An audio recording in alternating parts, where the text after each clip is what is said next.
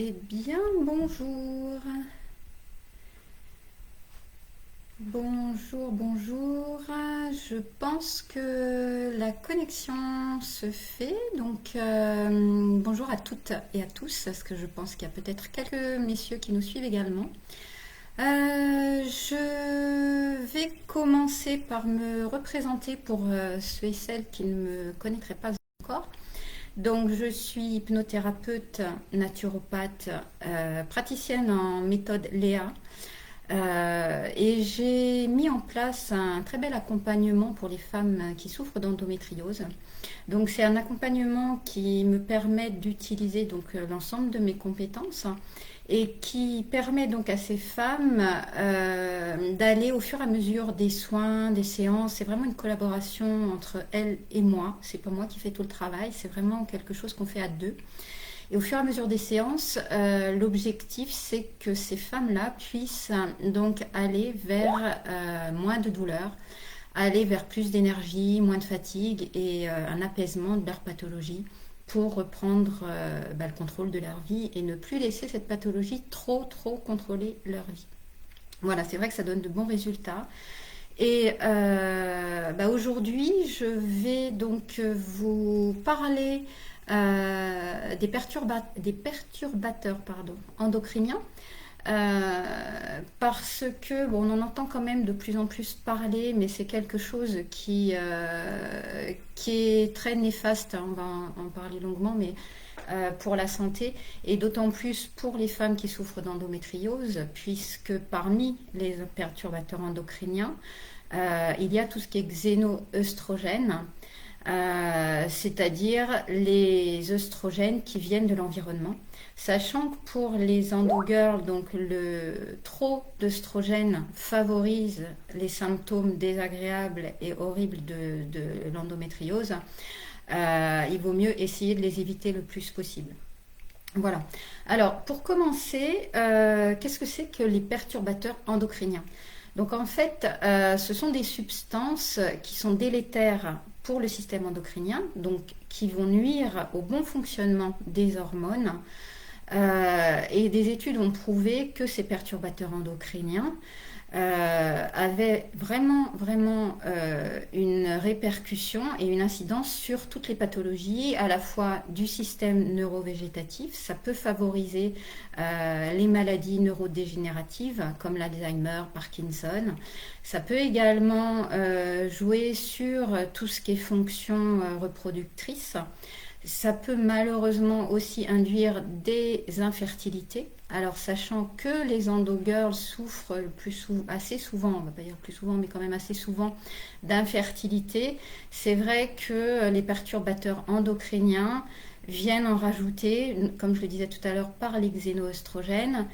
Donc, tant que faire se peut, il faudrait essayer de les éviter. Voilà. Alors, il faut savoir que ces perturbateurs endocriniens, c'est pas tant la dose de perturbateurs endocriniens que vous allez recevoir en une seule fois, mais c'est l'accumulation au fur et à mesure du temps de tous ces perturbateurs endocriniens qu'on trouve malheureusement partout, comme on va le voir, qui fait que, au bout d'un moment, ça crée des soucis de santé. Sachant que le corps, en plus, a du mal à les éliminer, il y a vraiment une accumulation qui se fait.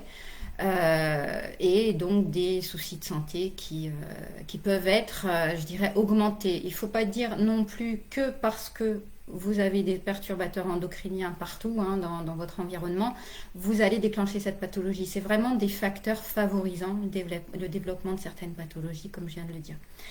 Voilà, alors il y a l'effet cocktail aussi, c'est-à-dire que accumuler plusieurs perturbateurs endocriniens les uns avec les autres, ça augmente, je dirais, la gravité donc de l'incidence sur la santé. Donc il y a vraiment cet effet cocktail aussi qui est vraiment délétère. Voilà, alors maintenant, je vais vous en citer quelques-uns, alors pas tous, parce que c'est vrai que déjà c'est des noms barbares et je pense que vous ne les retiendrez pas. Donc on en parlera aussi d'une manière pour que vous compreniez où ça se trouve. Pour citer les plus connus, donc il y a les phtalates. Les phtalates, on en a beaucoup entendu parler. C'est ce que l'on trouve beaucoup dans toutes les matières plastiques. Donc le plastique, il y en a partout, que ce soit dans les emballages alimentaires, les bouteilles d'eau, que ce soit les films alimentaires dans lesquels on enveloppe aussi nos aliments, que ce soit pour les cosmétiques, que ce soit les produits d'entretien, enfin il y en a partout. Le plastique, c'est vraiment quelque chose, on a du mal à l'éviter. Mais malheureusement, c'est quelque chose dans tous les contenants, la plupart du temps, c'est du plastique. Donc ça, les phtalates, indépendamment du plastique, il y en a également dans tout ce qui est tuyaux, dans les tuyaux qu'on trouve dans les habitations, dans les bâtiments, il y en a dans les revêtements de sol, il y en a dans les câbles, il y en a dans les peintures. C'est utilisé en fait comme fixateur de nombreux cosmétiques également. Donc il y en a aussi malheureusement dans les cosmétiques, les vernis à ongles, les parfums. Donc c'est cancérigène, c'est reprotoxique, c'est-à-dire que c'est toxique pour les fonctions reproductrices, et c'est mutagène, c'est-à-dire que ça peut favoriser les mutations génétiques. Voilà pour ce qui est des phtalates. Alors ensuite, je vois des petits bonjours, j'en profite pour dire bonjour à Laurence, bonjour à Johan. Donc ensuite, il y a le bisphénol A, ou BPA. Donc là encore, on le retrouve dans les plastiques, on le retrouve dans les résines, on le retrouve aussi dans tout ce qui est ticket de caisse. Bon, ils essayent maintenant d'en mettre un petit peu moins, mais c'est aussi quelque chose qu'on retrouvait beaucoup sur les papiers thermiques. Voilà, donc ça aussi, ça a vraiment une incidence sur... c'est très toxique pour les fonctions reproductrices, ça peut être cancérigène, c'est toxique pour la fertilité. C'est aussi très délétère pour la santé. Voilà, ensuite je parlerai des parabènes, hein. On en a beaucoup entendu parler aussi dans tout ce qui est produits de soins, puisqu'on en trouve moins maintenant parce que les industries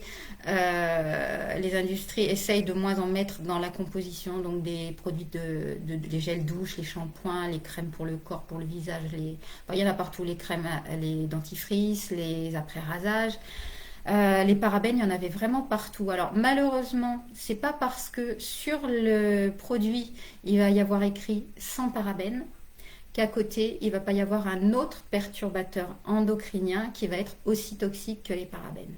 Donc pas terrible, hein. Vous allez me dire oulala, où est-ce qu'on va? C'est vrai que c'est pas très très réjouissant tout ce que je vous dis, mais c'est malheureux et je vous expliquerai un petit peu après comment essayer de les éviter justement. Voilà, alors suite aux parabènes, il y a les silicones, hein, que l'on connaît aussi, le BHT, dont le nom barbare hydroxytoluène-butyl. Ça, c'est un conservateur que l'on utilise beaucoup en cosmétique, dans l'alimentaire, dans les médicaments. Il y en a dans les produits d'entretien, il y en a dans les peintures, il y en a aussi beaucoup dans plein de choses. Alors malheureusement, c'est quelque chose qui va traverser le placenta. Ça va aller dans le lait maternel et ça agit comme un œstrogène. Donc encore une fois, pour les personnes qui souffrent d'endométriose, c'est pas terrible puisqu'on augmente la dose d'œstrogène délétère pour les symptômes donc, de l'endométriose. Voilà, alors il y a quelque chose aussi que je voulais vous préciser. Donc on va imprégner malheureusement notre corps avec tous ces perturbateurs endocriniens, comme je vous l'expliquais tout à l'heure, qui sont difficilement éliminés par le corps. Mais c'est quelque chose qui va se transmettre en plus de génération en génération. C'est-à-dire qu'on a notre corps qui s'en imprègne. Malheureusement, ça va imprégner le placenta, ça va imprégner le bébé pendant la grossesse. Et c'est pour ça que ça se transmet donc de génération en génération. Ça peut aussi favoriser des accouchements précoces, ça peut favoriser des problèmes de croissance pour les bébés, ça peut favoriser des problèmes au niveau du développement de leur système reproducteur, ça peut favoriser des problèmes du système immunitaire. Donc en fait, là aussi, il y a vraiment une grosse problématique par rapport à la transmission lors de la grossesse par le placenta au bébé, au fœtus. Voilà, donc c'est quand même quelque chose qui est assez grave. Voilà, alors maintenant, où est-ce qu'on les trouve précisément? Donc comme je l'ai expliqué, dans les plastiques, hein, les emballages, tous les plastiques dont je vous ai parlé, dans l'alimentaire, dans les produits d'entretien, dans les produits de soins de beauté, enfin il y en a vraiment partout dans les plastiques. Il y en a dans l'alimentation. Alors malheureusement, tous les pesticides, les produits préparés dans lesquels il va y avoir des conservateurs, dans lesquels il va y avoir des édulcorants, dans lesquels il va y avoir également des exhausteurs de goût, tout ça c'est des perturbateurs endocriniens. Donc, dans l'alimentation, il y en a dans les fruits et légumes, il y en a dans les poissons. Alors, plus les poissons vont être gros, plus il va y en avoir. Donc, je vous conseille souvent de manger des petits poissons gras par rapport à leur richesse en oméga 3. Là, tant mieux dans les petits poissons, c'est moins concentré. Donc, quand vous mangez du poisson, essayez plutôt d'axer sur les petits poissons comme les sardines, les maquereaux, les harengs, etc., comme je vous en parle assez régulièrement. Essayez de manger bio le plus possible pour tout ce qui est fruits et légumes. Si vous mangez de la viande, c'est pareil, essayez d'acheter de la viande de bonne qualité. Certes, ça coûte un petit peu plus cher, mais si vous achetez de la viande bio où c'est noté sans hormones, c'est quand même mieux pour votre santé également. Donc d'essayer de limiter par ce biais-là dans l'alimentation donc les perturbateurs endocriniens. Alors, comme je l'expliquais tout à l'heure, il y en a dans les cosmétiques, dans les déodorants, les vernis, les shampoings, les gels douche, les savons, enfin tous les cosmétiques. Il peut y avoir malheureusement beaucoup de produits de perturbateurs endocriniens. Dans l'air et l'eau, bien évidemment, dans l'air qu'on respire, puisque comme je le disais tout à l'heure, dans les peintures, dans les revêtements muraux, dans les moquettes, dans les lits, sur les canapés, enfin il y en a partout, les produits d'entretien. Et l'air qu'on respire, bien évidemment, aussi est chargé de tous ces toxiques puisque ça émane dans l'air. Alors, après ce beau tableau un petit peu catastrophique dont je vous ai parlé, comment faire pour essayer de s'en protéger le plus possible? Alors, moi, comme je vais commencer à vous le dire, je vous conseille déjà de manger bio le plus possible, le plus que vous pouvez. C'est vraiment essentiel. De rincer vos fruits et légumes aussi, même si c'est bio, de les rincer pour enlever un maximum même si c'est naturel, de pesticides et de perturbateurs s'il peut encore en y avoir. Préférez le verre, les contenants en verre que les contenants en plastique. Essayez d'acheter votre eau en bouteille en verre. Alors l'eau du robinet n'est pas terrible, sauf si vous arrivez à la filtrer parce qu'il y a quand même beaucoup de perturbateurs qui se retrouvent dans l'eau du robinet. Retirez tous les plastiques dès que vous pouvez de vos aliments. Ne les emballez pas dans du plastique alimentaire. Mettez plutôt des pots en verre. Pareil, quand vous mettez au micro-ondes des aliments, évitez de les réchauffer dans des contenants en plastique. Prenez encore une fois du verre, de la céramique. Pour les poêles, on y viendra tout à l'heure, mais c'est pareil, les revêtements sont vraiment des toxiques. Maintenant, il y a des poêles en céramique, des casseroles aussi, donc ça c'est quand même plus sain pour la santé. Pour tout ce qui est produits d'entretien, essayez donc de prendre des produits naturels comme le vinaigre blanc ou le bicarbonate de soude. C'est des excellents désinfectants, ça fait briller, comme un produit chimique dans lequel il peut y avoir beaucoup de saloperies que vous, excusez-moi du terme, que vous inhalez. Mais c'est vrai qu'on peut se tourner quand même vers des produits naturels qui sont beaucoup plus sains pour l'environnement et pour l'air qu'on respire. Donc voilà pour ce qui est des cosmétiques. Alors soit vous êtes favorable à les fabriquer vous-même pour vous fabriquer vos crèmes, vos savons, vos produits de soins, ce qui est génial parce que comme ça vous savez ce qu'il y a dedans. Vous pouvez sinon utiliser tout à fait le savon de Marseille, 100% savon de Marseille. Ça c'est excellent et pour vous et pour l'environnement. Donc il n'y a pas du tout de produits de perturbateurs endocriniens dedans, donc ça peut être une alternative également. Pour les produits de soins pour la peau, les cheveux, on arrive à faire des produits très rapidement avec des huiles végétales et quelques gouttes d'huile essentielle. Ça, c'est des choses qui se font très facilement. Moi, je le fais personnellement et sincèrement, il y a beaucoup plus de produits actifs en plus dans les produits de soins quand vous les faites vous-même que quand vous les achetez dans le commerce. Donc ça peut être également une alternative. Voilà, ou sinon, bon, les acheter bio. Ça peut être aussi une solution d'aller en magasin bio pour acheter vos produits de soins, vos cosmétiques. Alors, bien évidemment, aérer tant que vous pouvez vos intérieurs 20 minutes, 15-20 minutes matin et soir pour renouveler l'air à cause des émanations, comme je le disais tout à l'heure, des peintures, des produits, des revêtements de sol, des canapés, etc. Il y a vraiment une émanation permanente dans les intérieurs. On est presque plus pollué dans nos airs intérieurs qu'à l'extérieur. Donc aérer le plus possible. Quand il fait bon, quand il fait chaud, c'est vrai que c'est facile de le faire, mais pensez à le faire également en hiver. Matin et soir, minimum 15-20 minutes. Franchement, vous renouvellerez votre air et vous y gagnerez vraiment beaucoup, beaucoup. Voilà, pour ce qui est meubles, mobilier, essayez d'acheter, alors c'est pas toujours facile, mais d'éviter les matières plastiques, les matières synthétiques, les matières voilà, qui sont vraiment aussi qui émanent de la pollution atmosphérique. Privilégiez les meubles en bois massif si vous pouvez. Et pour terminer, ben, l'eau, comme je le disais tout à l'heure, essayez d'acheter de l'eau de source en bouteille ou de filtrer votre eau du robinet pour éliminer le plus possible de perturbateurs.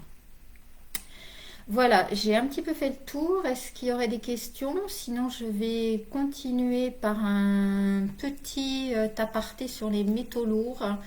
Parce que les métaux lourds, c'est, je dirais aussi quelque chose que l'on retrouve partout, que l'on ingurgite et en respirant, et en mangeant, et en vivant.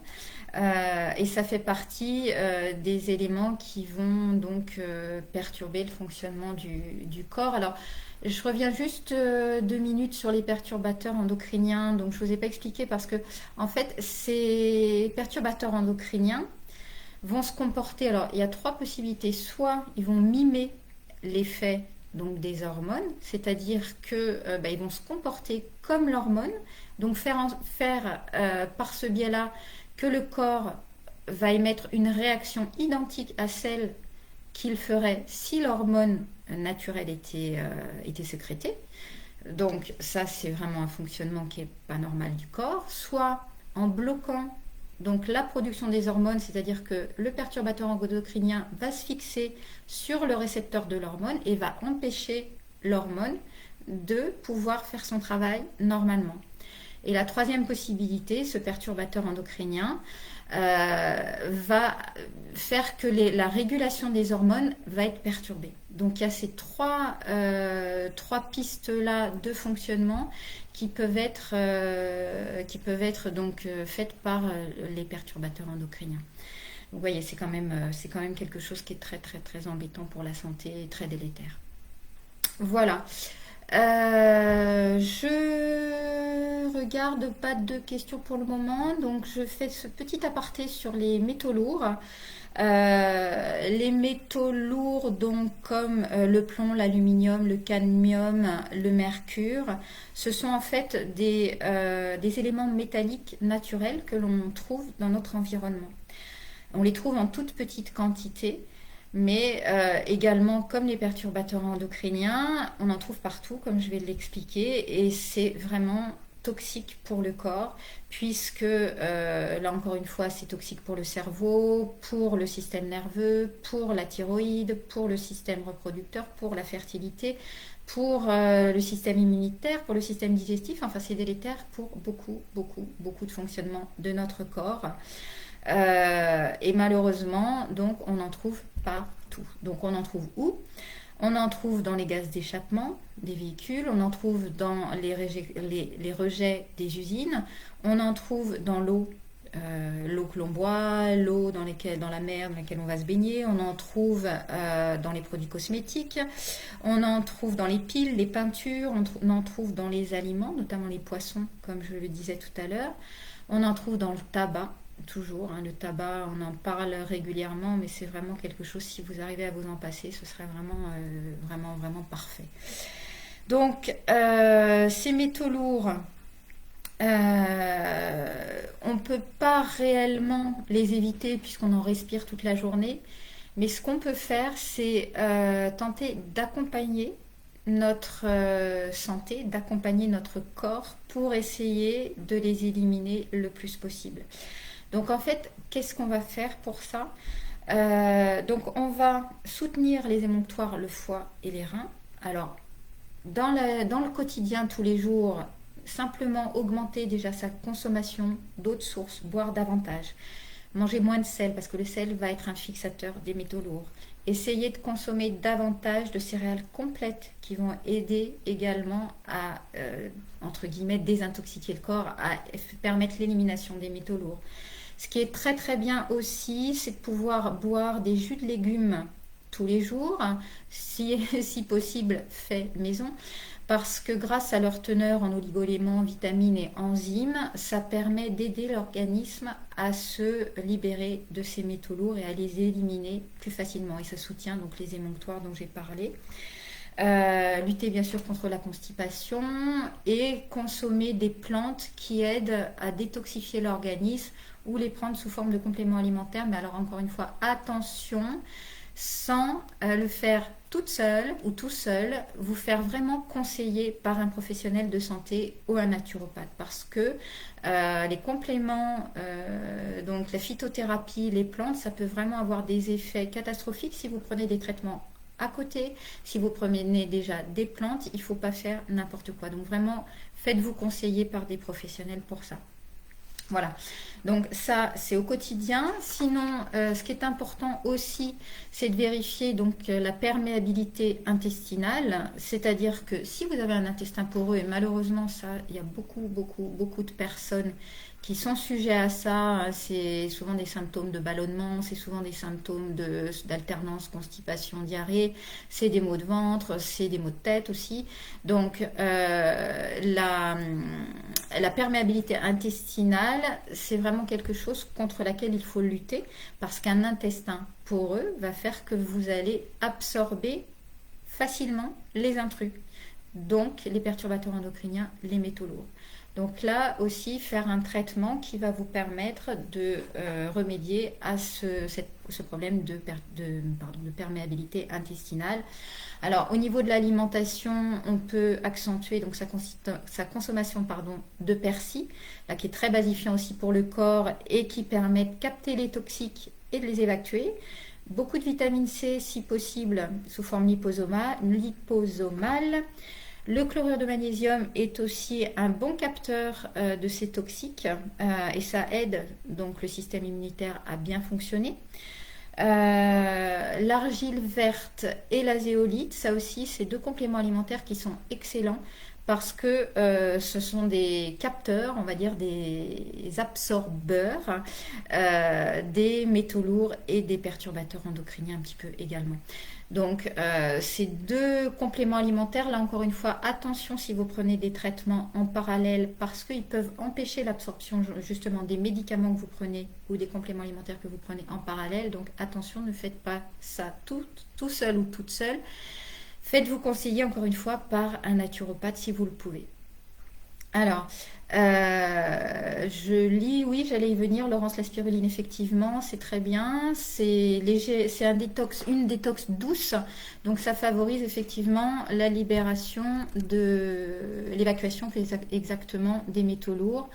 Les plantes, moi j'aime beaucoup le chardon-marie, le radis noir. C'est des plantes qui permettent justement de faire une détoxification du rein et du foie et c'est deux plantes que j'affectionne particulièrement. Donc là, c'est pour répondre à une question qui m'a été posée également par rapport aux plantes que je suggérais pour éliminer donc les métaux lourds. Voilà, donc sinon, pour terminer sur les métaux lourds, donc le troisième point que je voulais aborder, c'était la chélation, c'est-à-dire qu'on appelle chélation la détoxification du corps donc de ces métaux lourds. Et pour pouvoir se détoxifier du corps, c'est bien de faire de temps à autre une chélation. Alors encore une fois, sur conseil de votre naturopathe ou de votre professionnel de santé, parce que si vous avez une énergie vitale qui est faible, si vous êtes fatigué, si vous avez les défenses immunitaires un petit peu faiblardes, si vous n'êtes pas en forme, ça peut être embêtant de faire une détoxification à ce moment-là. Donc c'est vraiment important, je le répète, mais c'est très important de vous faire conseiller pour pas faire n'importe quoi et que ça vous crée des soucis de santé supplémentaires au lieu d'améliorer votre santé. Voilà, alors la chélation, elle peut se faire, comme disait Laurence, effectivement, par la spiruline. Il y a aussi la chlorella, qui est un peu plus chargée en chlorophylle et qui est un très bon chélateur pour les métaux lourds, justement. Il y a l'ail des ours et la coriandre qui sont aussi souvent suggérés pour favoriser l'élimination des métaux lourds. Voilà, donc j'ai fait un petit peu le tour par rapport à tout ce que je voulais vous exprimer ce soir, donc par rapport aux perturbateurs endocriniens et aux métaux lourds. Alors, c'est vrai qu'on en a partout, malheureusement, on ne sait plus trop où donner de la tête en se disant qu'est-ce que je peux faire pour améliorer mon quotidien par rapport à ça. Il y a vraiment, je vais faire un petit résumé, basiquement, essayez de manger bio, évitez les contenants plastiques, achetez en vrac le plus possible, faites vos produits cosmétiques vous-même ou achetez des produits cosmétiques bio, le savon de Marseille, 100% savon de Marseille, les produits d'entretien pour faire le ménage à la maison, le vinaigre de cidre, le vinaigre de cidre, non, le vinaigre blanc, le bicarbonate de soude, manger des petits poissons plutôt que des gros, manger de la viande de qualité avec bio bien sûr, le label sans hormones. Et pour les métaux lourds, donc essayez de faire des détoxifications régulièrement sur conseil de votre thérapeute, de votre naturopathe. C'est vraiment quelque chose de très important et qui peut vous permettre d'éviter donc de surcharger votre corps avec ces toxiques-là. Voilà. Est-ce que vous avez des petites questions supplémentaires par rapport à tout ce que je viens de dire? Là, pour le moment, j'en vois pas. Donc, sur ce, je vais vous laisser. Je vais vous souhaiter une bonne soirée. Et encore une fois, si vous souhaitez que l'on fasse un point ensemble pour voir comment vous détoxifier par rapport aux métaux lourds et comment améliorer votre quotidien par rapport aux perturbateurs endocriniens, n'hésitez pas à me contacter. On fera le point ensemble. Et également par rapport à votre endométriose, si vous souhaitez qu'on fasse le point également ensemble par rapport à là où vous en êtes, n'hésitez pas à me contacter. Ce sera avec plaisir que j'échangerai avec vous. Voilà, je vous souhaite une très belle soirée à vous. Je vous dis à très bientôt pour un nouveau live en tout cas. Et prenez soin de vous. À très bientôt.